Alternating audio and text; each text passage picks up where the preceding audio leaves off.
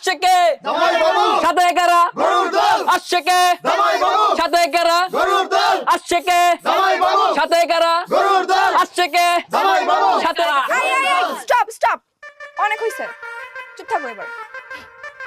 এনা ধরো 500 টাকা, গেট ছাড়ো। আগেই অগ্রিম দিয়ে দিলাম, কোনো ক্যাচাল হবে না, কোনো কাহিনী হবে না, ছাড়ো।